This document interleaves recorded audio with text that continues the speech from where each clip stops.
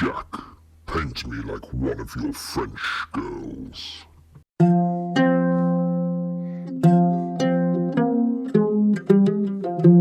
Hello there guys, welcome back to another video from Froglane Studio. So in today's video we're going to take a look at how to go about painting this base.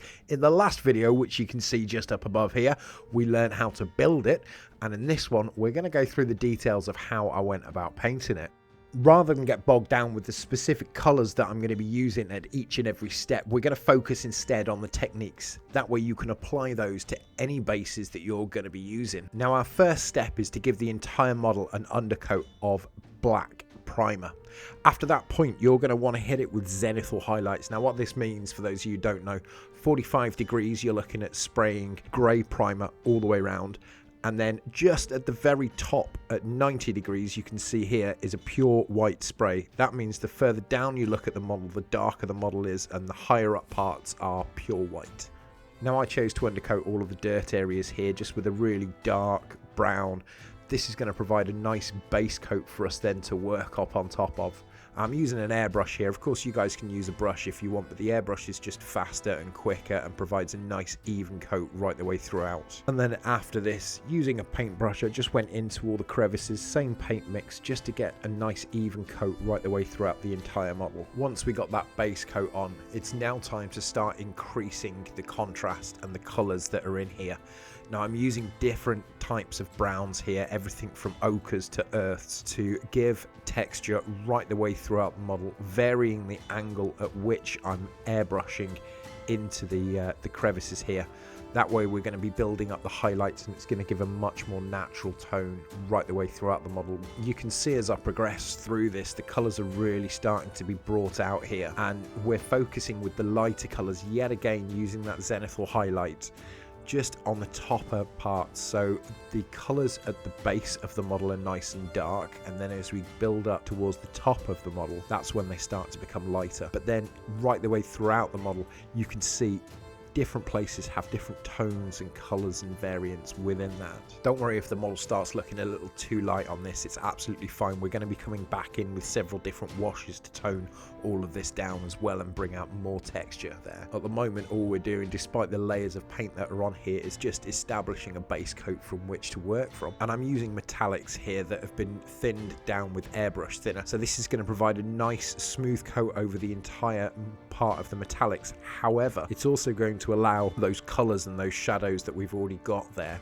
to shine through. Once that initial coat of the metallics was established, I then just went ahead and dry brushed all of the metallics on here. I'm not worrying too much if I get any of this onto the dirt, but it's just a nice light dry brush to bring out all of the highlights. So I chose just then to pick out any of the highlighted areas that were there, any of the details that I'd missed out. So for example, these skulls here are getting hit with a bone colour, just so that they stand out a bit more from the dirt. So my last step on this was to get these highlights up popping, so I chose a nice bone colour here, and it's just a really light dry brush over the entire model, and that's going to bring all of these highlights out. It's going to make the whole model pop. And now we've put all of that hard work in, we're going to start dulling this back down. Now I'm using several different washes here, from sepia washes to Agrax Earthshade. There's even some skin tones in there as well. What I'm trying to do is just to give subtle tonal variances. I'm using these shades as a filter over the top of the dirt and the earth. Now with these washes on here, I wasn't worried too much about if I was overspraying on various areas. I was just working on more the colours overall and how it looked aesthetically on the entire model. Now all those shades are dry, I'm going back into the model. I'm wanting to tie it all together again. So we're going back in with a really light dry brush here, just specifically on the dirt areas, just to raise up those highlights and bring it to the fore. Now I'm focusing more on the top part of the model as opposed to the underneath of it. So my last stage now in terms of this dirt before it's completed is to go back in with specific washes. Now I'm using here a green wash to simulate where you would have kind of dirt and grime. If you imagine the moisture running down over rocks, over time it starts to build up algae and that green natural plant life that you see. So this is what we're doing here. We're just going back in with specific shades just to give a little bit more realism on there. Now all those shading layers are dried, this next step is one that I probably should have waited until the very end, but I will be honest with you, it's something I've been dying to try out. This is Green Stuff World's UV resin. Now it's set with a UV torch, which is always fun to play with, and it's just comes in a squeezy bottle. You squeeze it in, it settles right the way throughout the model, and then you go in with a UV torch, hit it, and all of a sudden it sets rock hard. It's amazing stuff. So I wanted to give these pipes a really snotty, slimy appearance, so I'm using Nurgle's rot here just on the broken pipe areas to indicate where that slime's dripping and dropping down.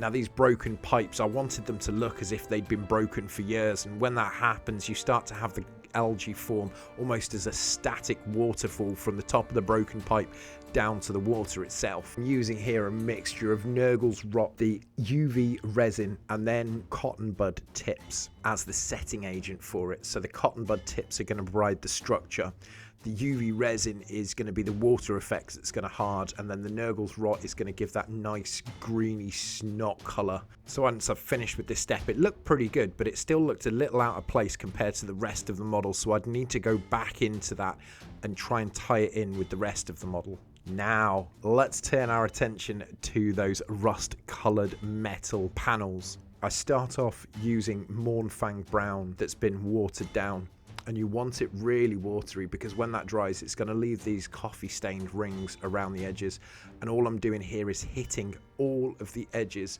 that I'm wanting the rust to be on. So we're looking at specifically any areas that are in shadows, any areas that are likely to have water form and pool on them, and we're just going to use this watered down Mornfang brown here to cover all of those areas. Now after we've finished that process, we're going to go back in with Scrag brown. This is going to be repeated, watered down exactly the same, and we're just going to go back over all of those parts that we've hit. Now you can also see that I'm paying close attention to areas where the water would drip off those metal areas onto the rocks, and I'm just adding that oxidizing layer on there. And the final step on this mixture is Troll Slayer orange. This is a really bright, vibrant orange that we're using, and here we're being really surgical in terms of where we apply this. It's yet again a really watered down orange that we're using here, and this is just going into all of those small little recesses and cracks.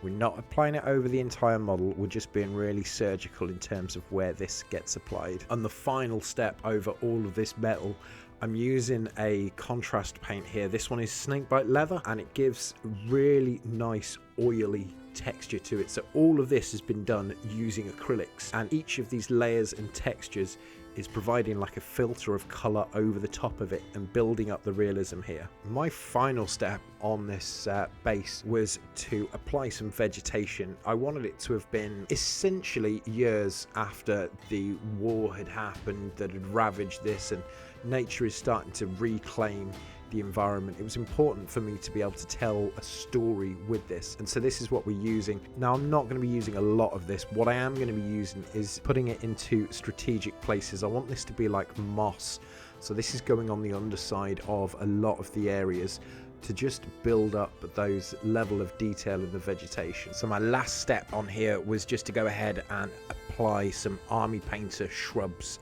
over the entire thing. These are static grass type plants, and they just use super glue and then apply it all over. So there we have it. This is the final base completed. For me personally, I was really happy with how this turned out. It's not something I've ever done before, but overall I think the whole model looks fantastic. And when you put a marine on top, even though some parts are slightly the wrong scale, overall I think for me personally I'm really happy with how these results came out. Guys, there we have it then. If you have liked this video, then don't forget, like and subscribe. I'd also just like to mention as well, the channel does have a Patreon page, link to which is just down below. So if you've learned or enjoyed anything, then all support is greatly appreciated.